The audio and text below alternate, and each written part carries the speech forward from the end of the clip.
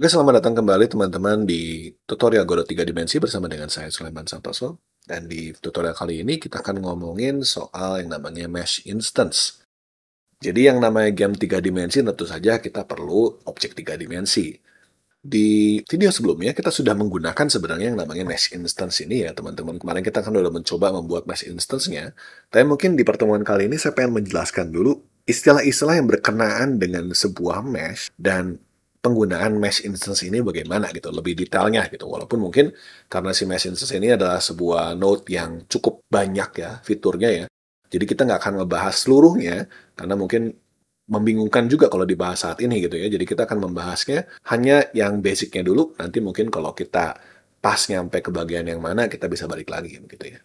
Oke, jadi saya akan hapus dulu teman-teman. Saya di sini punya scene yang ada kotak dan ada kamera. Kita akan hapus dulu aja kotaknya supaya teman-teman bisa lihat dari awal penggunaannya gitu ya. Kita akan tambahkan di dalam scene saya ini, saya klik kanan, add child node, dan kita akan cari di sini mesh. Nah, untuk saat ini kita akan menggunakannya yang mesh instance-nya dulu aja. Nanti soal CSG mesh ini kita akan ngomongin lagi mungkin di video-video mendatang, kalau kita pas sampai ke sana gitu ya. Kita akan pilih mesh instance di sini. Dan kalau teman-teman lihat, ini adalah properti dari node mesh instance. Ya, kita bisa lihat di sini dia adalah turunan dari node, dia turunan dari spatial, dan dia punya 3 bagian. Ada ini properti dari mesh instance-nya sendiri, dia punya properti yang geometry instance, dia punya properti visual instance, dan punya untuk cool instance di sini. Nah, untuk visual instance sendiri kan kita sudah coba di waktu video yang kamera ya teman-teman. Jadi kita bisa menaruh si bendanya itu di layar keberapa gitu ya. Jadi kita nggak bahas lagi ya teman-teman ya. Untuk yang cool instance ini tidak kita bahas dulu saat ini ya.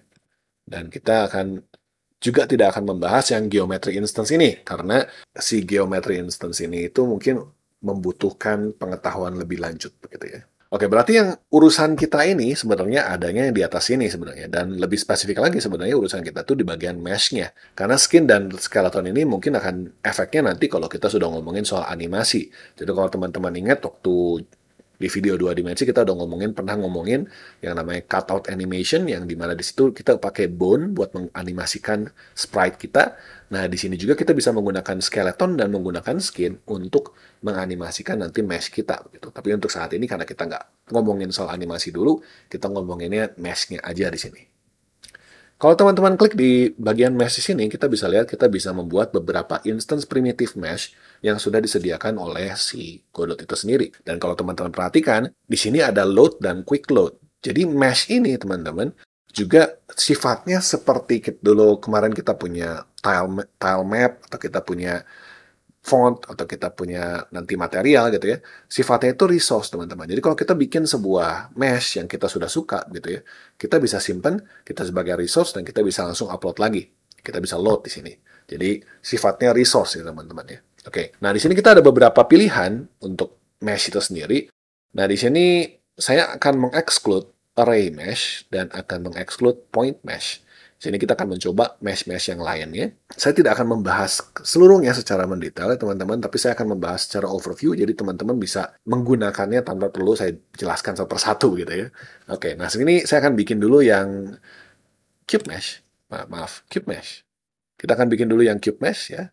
Kemudian saya akan instance-nya di copy saja. Kita akan bikin lagi beberapa instance. Jadi saya akan bikin instance satu kedua dan kita akan bikin instance yang ketiga.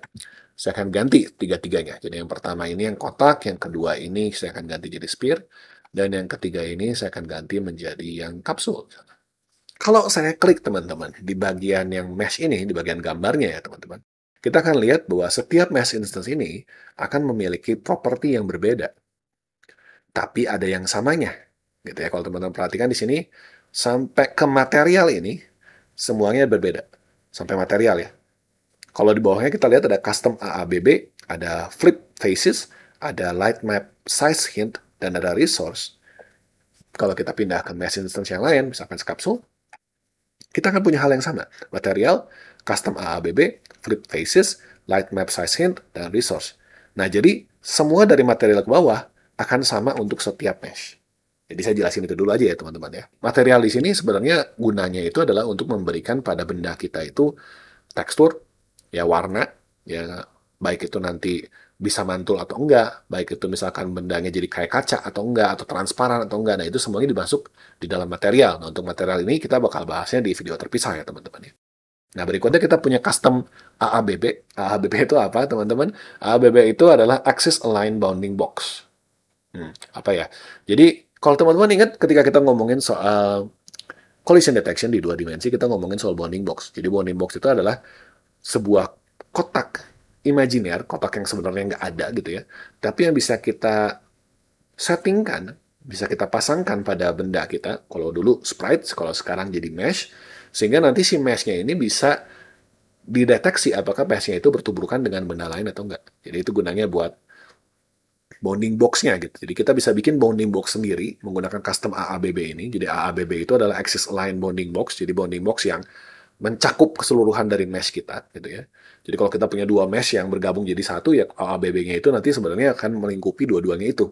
Tapi kalau kita setting di sini, ada X, Y, Z-nya, titik awalnya, dan ada lebar, tinggi, dan dalamnya, kita bisa bikin custom AABB kita sendiri. Nah, untuk hal ini juga kita nggak akan bahas lebih detail lagi, karena nanti kita akan bahasnya mungkin nanti kalau kita udah ngomongin collision. Kita punya flip faces. Flip faces ini kalau teman-teman lihat, kalau saya klik si kotaknya, saya kasih flip faces, dia akan jadi kebalik face-nya. Teman-teman lihat sini aja ya, biar gampang ya. Ini bisa digoyang-goyangin by the way, teman-teman. Kalau kita klik, bisa gini ya. Nah, seperti itu teman-teman. Ini flip faces. Nah, apa itu faces? Kita akan bahas setelah ini ya, teman-teman ya.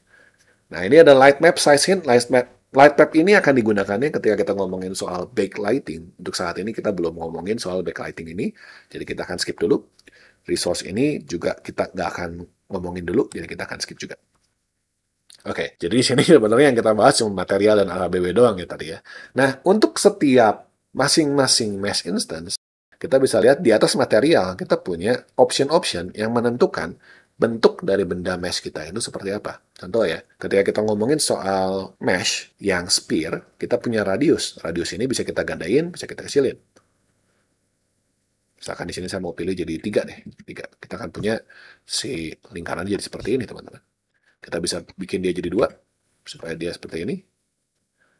Datar gitu ya. Kita bisa atur tingginya jadi 4. Kalau kita pengen dia bulat, jadi radius dan height itu kan, berarti kalau radiusnya 2 ya height-nya harusnya 4 kalau pengen jadi lingkaran ya sphere yang sempurna ya, bola ya.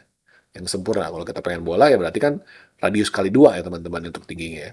Jadi kita bisa atur radius, kita bisa atur height-nya, kita atur radial segmennya, nah kita juga bisa atur ringnya. Nah untuk yang 2 ini teman-teman, kalau saya tambah atau saya kurangin, teman-teman nggak kelihatan perbedaannya. Ini baru kelihatan kalau kita ngomongin soal bentuk dalamnya. Yang ini ya. Nah, tapi sebelum kita ngomongin soal itu, teman-teman, aku pengen menjelaskan dulu sama teman-teman soal istilah-istilah yang ada di dalam sebuah mesh 3 dimensi. Untuk itu kita pindah dulu ke aplikasi lain. Ini aplikasi yang namanya Blender, teman-teman. Ini adalah aplikasi untuk modeling 3 dimensi dan untuk ngatur-ngatur. Ini free, teman-teman, open source. Teman-teman bisa pakai, langsung aja download untuk bisa buka-buka file 3 dimensi, ngotak-ngatik sedikit. Ya, untuk programmer 3 dimensi mungkin kita nggak bisa sampai modeling bagaimana, tapi minimal bisa menggunakannya lah ya, begitu. Nah, di dalam dunia 3 dimensi, teman-teman, saya ada beberapa istilah yang perlu teman-teman mengerti, supaya teman-teman bisa nanti ketika kita ngomongin lebih jelas, kita ngomongin lebih lanjut, teman-teman nggak bingung gitu, karena banyak istilahnya. Jadi istilah pertama yang saya mau cerita sama teman-teman adalah yang namanya vertex. Vertex itu adalah titik sudut, teman-teman. Jadi kalau kita punya sebuah bentuk kotak seperti ini, maka setiap titik pada kotak ini adalah sebuah vertex. Kalau misalkan kita punya bentuk lain, misalkan saya tambahkan sebuah bentuk monyet, misalkan begini, si kotaknya saya hapus saja ya. Kita punya kotak monyet seperti ini. Ya, si monyet ini kalau misalkan kita cek titik sudutnya, dia ada seperti ini, teman-teman. Nah, jadi setiap titik yang ada di sini, itu adalah sebuah vertex.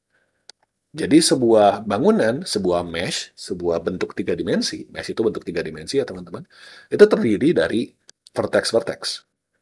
Jadi semakin banyak vertexnya, kita bisa bikin bentuk yang semakin rumit. Semakin sedikit vertexnya, kita akan punya bentuk yang lebih sederhana. Begitu ya. Tapi tentu saja, dengan bertambahnya jumlah vertex, berarti bertambah juga jumlah yang harus digambar. Kalau bertambah juga jumlah yang harus digambar, berarti juga lebih berat. Kalau vertexnya banyak, dan kalau vertexnya sedikit, ya berarti lebih ringan untuk di-load, untuk dijalankan, untuk diberikan perhitungan, pasti lebih mudah. Gitu ya. Nah, itu istilah pertama, vertex. Itu adalah istilah titik sudut ya teman-teman. Nah, kalau istilah kedua, teman-teman, adalah yang namanya edge. Jadi kalau vertex dengan vertex, itu menghasilkan sebuah edge. Edge itu adalah garis yang seperti ini, teman-teman. Ini adalah garis yang disebut edge. Ya, edge. Nah, jadi vertex dengan vertex ketemu, nah itu namanya edge, teman-teman. Jadi sebuah garis. Nah, kalau garis-garis tersebut itu bertemu lagi, itu jadinya namanya adalah sebuah face, permukaan. Ya, ini permukaan, face-nya. Muka ya, face. Nah, kalau di game-game teman-teman pernah dengar yang namanya polygon count. Mungkin pernah dengar ya, polygon. Polygon itu apa sih? Polygon itu face ini, teman-teman. Jadi kalau polygon count-nya besar, berarti punya banyak face si benda tiga dimensinya. Artinya, bendanya pasti lebih detail. Jadi di sini polygon count itu nanti menentukan apakah si program kalian, benda tiga dimensi kalian itu nanti akan berat atau ringan begitu. Jadi kalau teman-teman mungkin biasa melakukan benchmarking gitu ya, menggunakan game-game yang super canggih grafiknya gitu kan, teman-teman bisa ngeliat tuh pertama kan FPS ya. Kalau udah ngeliat FPS kan frame per second-nya.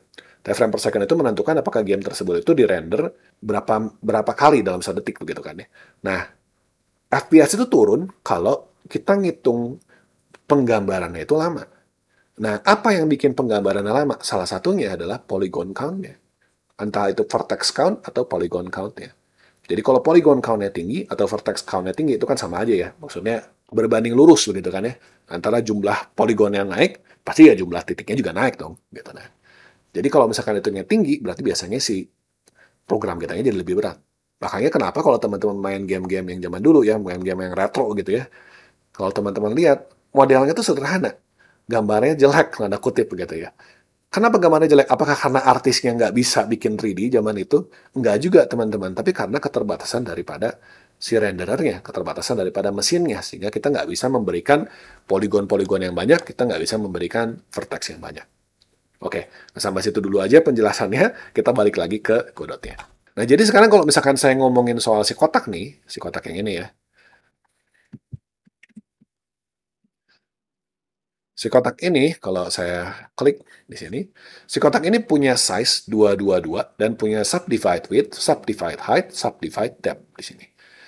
Nah, kalau saya X, Y, Z di sini, ini adalah besar daripada kotaknya. Teman-teman tinggal langsung ubah aja, nanti ada perbesarannya gitu ya. Tambah besar, tambah kecil.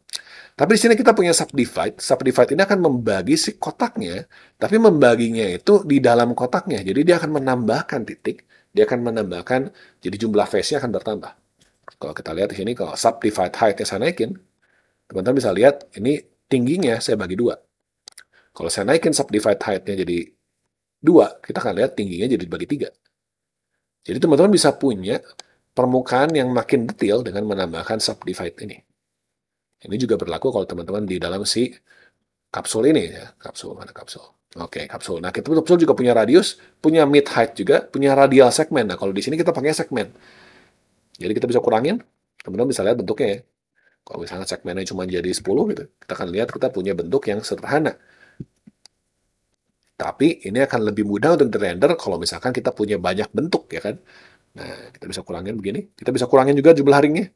Tapi jadinya makin sederhana teman-teman tuh. Jadinya bentuknya mungkin nggak sesuai dengan apa yang kita harapkan begitu ya. Kalau kita balikin lagi ke display normal, kita bisa lihat si kapsulnya kita itu tidak sesuai dengan apa yang kita mau ya. Bukan bentuk kapsul lagi jadinya. Oke ya. Nah, itu adalah yang mesh-mesh standar. Jadi teman-teman bisa cobain aja yang lain. Misalkan kayak plan mesh kayak begini. Teman-teman juga akan lihat di sini ada size dan pasti ada subdivide juga gitu. Jadi secara garis besar dibaginya jadi begitu teman-teman. Satu adalah settingan-settingan untuk mengubah ukuran. Satu lagi adalah settingan-settingan untuk mengubah segmen di dalam daripada benda tiga dimensi itu. Jadi dibagi duanya seperti itu. Oh, by the way, teman-teman juga bisa melihat si bentuk ini kalau nggak lagi diwarnain kayak apa. Ini kalau pengen dihilangin, bisa gitu, diklik aja. Ya. Ini berlaku untuk semua teman-teman. Jadi tinggal dilihat aja, ini pengubahnya, ini subdivide juga gitu ya. Isinya seperti itu. Nah, tapi yang berbeda di sini ada 2 mesh teman-teman yang saya mau ngomongin. Mesh pertama adalah yang namanya point mesh. Point mesh ini hasilnya itu cuma sebuah titik, teman-teman. Ini sebuah titik yang mungkin nanti bisa dipakai kalau buat kita bikin partikel, atau kalau misalkan nanti kita mau bikin kayak semacam billboard atau yang lain-lain, nah itu pakainya si titik ini. Tapi untuk saat ini kita nggak pakai titik. Jadi benar-benar hasilnya cuma titik doang, teman-teman. Nah, satu lagi, teman-teman, adalah yang namanya array mesh. Nah, ini yang saya mau cerita. Mungkin enaknya di tengah aja deh array mesh-nya ya. Jadi kita akan ganti aja ininya pakai yang cube, yang tengah ini cube-nya kita hilangkan dengan ganti array mesh. Nah, array mesh, teman-teman, ini adalah caranya, salah satu cara sebenarnya di dalam Godot untuk kita bisa bikin mesh kita sendiri. Jadi kita bisa masukin bentuk kita ya sendiri yang kita mau bentuknya kayak gimana dan kita bisa hasilkan menggunakan coding. Jadi kita bisa bentuk benda kita sendiri menggunakan coding untuk jadi sebuah mesh. Kenapa ada kadang-kadang diperlukan seperti ini? Kadang-kadang di dalam game kita perlu membuat mesh kita sendiri kalau kita pengen bikin bentuk yang dinamis. Jadi bentuk yang mungkin vertex-nya bisa berubah-ubah sendiri, ada codingannya begitu ya. Kita kadang-kadang perlu bikin si mesh-nya ini pakai coding. Nah, kayak gimana bikinnya? Nah, kita coba ya, teman-teman. Nah, kita punya array mesh, kita akan ganti namanya jadi array mesh. Array mesh. Jadi itu, dan kita akan bikin sebuah script, kita akan attach script baru, akan namakan scene script, gitu. Dan di dalam scene script ini, saya akan tambahkan di function ready aja untuk si array kita ini. Jadi akan pasang, sini array mesh-nya kita akan panggil. Si variable mesh-nya adalah array mesh,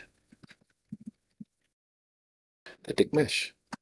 Kita punya array mesh titik mesh-nya, kita mau isi array mesh titik mesh-nya. Ini adalah, by the way, si array mesh-nya ya. Biar nggak pusing mungkin saya bilangnya, ini jadi mesh saya aja gitu ya. Kemudian berikutnya kita akan bikin sebuah array baru. Kita akan bilang array-nya adalah variable isi mesh. Gitu ya. Isi mesh ini adalah sebuah array, begini. Nah, si isi mesh ini nanti sebenarnya akan bisa berisi vertex-vertex yang saya butuhkan untuk membuat bangun saya. Jadi kan teman-teman ingat ya, tadi saya bilang untuk buat sebuah bangun 3 dimensi, kita butuh vertex yang nanti mengubah menjadi sebuah bangunan. Nah, di sini kita akan menggunakan si array isi mesh ini untuk membuat sebuah polygon kita sendiri. Si isi mesh ini akan saya bikin dulu panjangnya. Isi mesh ini akan saya set panjangnya. Saya akan resize. Resize ini menggunakan si mesh saya, titik array max. Nah, ini tuh sebenarnya apa? Nah, ini tuh sebenarnya adalah saya di dalam mesh saya, di dalam si array mesh-nya, itu dia punya beberapa kumpulan array, teman-teman. Beberapa kumpulan array yang harus diisi. Salah satunya adalah array untuk vertex. Nah, ini yang kita mau isi nih, si array untuk vertex ini nih. Nah, gimana cara kita ngisinya? Nah, kita perlu nambahin dulu satu buah array baru lagi di sini sebelumnya, yaitu yang berisi titiknya, titik-titik saya. Titik saya gitu ya. Titik saya ini adalah sebuah pool vector tree array. Pool vector tree array ini adalah sebuah array yang sifatnya statically type, yang type-nya static, yaitu sudah pasti semua yang ada di dalam array ini adalah vektor 3, teman-teman. Jadi ini adalah array yang isinya vektor 3, gitu aja ya gampangnya. Jadi kita akan tambahkan di sini sebuah titik, saya akan push aja, push back di belakang ya, push back, kita akan bikin vektor 3. Vektor 3-nya di berapa ya? 0, 0, 0, 0. Jangan. Min 1, 0, 0. Min 1, 0, 0. Kita akan buat sebuah titik min 1, 0, 0. Pushback. Ditambahkan ke belakang gitu ya teman-teman. Titik saya pushback-nya adalah vektor 3, min 1,00. Kita akan bikin 3 buah titik. Satu di min 1,00, satu di 0,10, dan satu lagi di 1,00. Jadi kita punya harusnya menjadi sebuah segitiga ya teman-teman ya. Karena min 10, 0,10, dan 1,00. Nah, kita udah punya si vertex-nya, kita sudah punya vertex-nya, kita mau pasang dia di dalam si isi mesh saya. Jadi kita akan pasang si isi mesh titik ya, ke mana? Mesh saya titik array vertex gitu ya. Sama dengan si titik saya. Oke. Nah, teman-teman, setelah ini saya akan panggil di sini mesh saya titik add surface from arrays di sini. Nah, add surface from arrays ini akan memanggil beberapa, ada 2 parameternya teman-teman, yaitu adalah bentuknya apa. Di sini kita akan pakai si mesh saya titik. Di sini kita akan pakai primitif mesh ya, titik triangle. Jadi di sini ada bentuk-bentuk primitif yang bisa kita bikin, yaitu triangle. Yaitu, dan kita akan masukin di sini adalah si isi mesh saya. Di sini saya ada dua parameter ya teman-teman, yaitu primitive mesh-nya dan juga isi mesh-nya. Kita akan bikin add surface from array, kita akan bikin permukaan, bentuknya menggunakan isi mesh dan pakai primitifnya triangles. Ini kita coba jalanin dulu aja ya teman-teman ya. Nah, kita bisa lihat hasilnya teman-teman, kita akan punya satu buah segitiga yang kita bikin sendiri menggunakan vertex-vertex kita sendiri. Nah di sini saya mesti menjelaskan sedikit ya teman-teman ya. Kita nggak akan bahas terlalu dalam untuk hal ini, tapi saya akan menjelaskan begini. Jadi kalau kita pengen bikin sebuah benda 3 dimensi teman-teman, benda 3 dimensi kita itu akan dibikinnya biasanya akan menggunakan yang namanya triangle atau segitiga.